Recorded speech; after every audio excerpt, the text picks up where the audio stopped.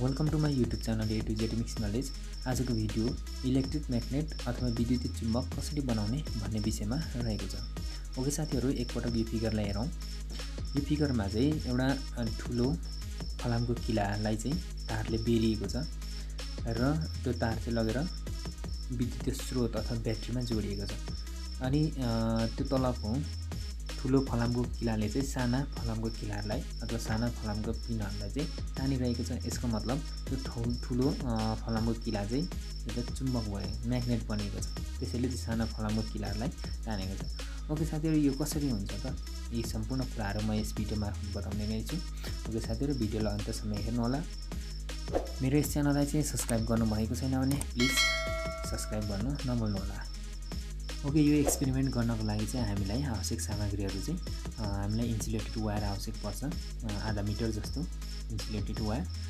त्यस्तै गरेर चाहिँ हामीलाई फलामको किला, हामी काटी भन्छौँ, फलामको किला आवश्यक पर्छ।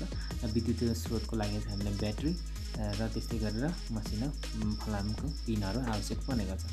ओके साथीहरु, अब इन्सुलेटेड वायरलाई चाहिँ हामीले फलामको किलामा चाहिँ बेर्नु पर्ने हुन्छ। ओके, भिडियोमा हेर्नुहोस्। ओके, यसरी बेरेर बनाइसकिएको यो सामग्रीलाई चाहिँ हामी सोलेनोइड भन्छौँ। ओके, यसरी एकोरो तरिकाले चाहिँ हामीले तार बेर्नुपर्ने हुन्छ।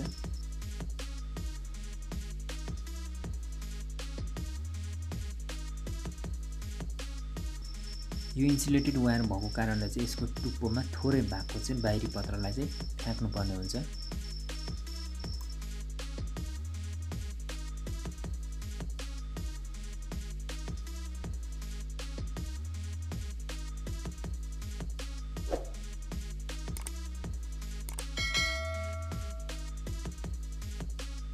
ओके साथीहरु, त्यसपछि मैले युक्त सामग्रीलाई चाहिँ विद्युतीय स्रोतमा जोडेर चाहिँ ब्याट्रीमा जोडेर चाहिँ यसरी साना फलामको किलाहरू नजिकै लगेँ। यसरी लाँदाखेरि त्यो ठुलो फलामको किलाले चाहिँ साना फलामको पिनहरू, फलामको किलाहरूलाई चाहिँ यसरी आकर्षण गरेको छ। यसको मतलब ठुलो फलामको किला चाहिँ म्याग्नेट अथवा चुम्बक बनेको छ। यसरी नै हामीले चुम्बक बनाउन सक्छौँ।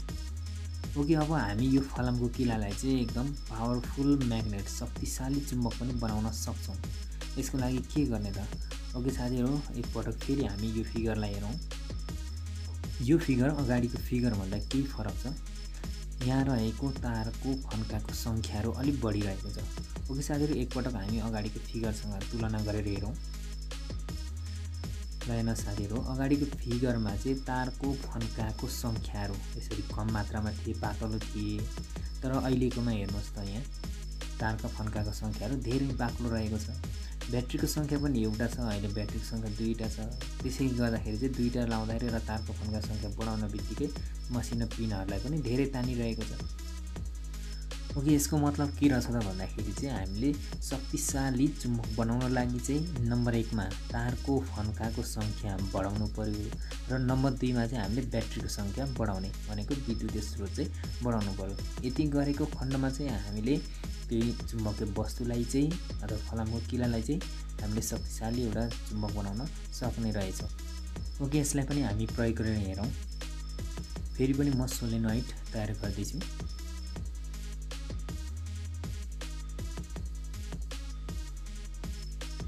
ओके, यसरी सोलेनोइड तयार भइसकेको छ र अहिले चाहिँ तारको फन्काको सङ्ख्या चाहिँ धेरै रहेको छ र त्यस्तै गरेर ब्याट्रीको सङ्ख्या पनि मैले बढाएको छु।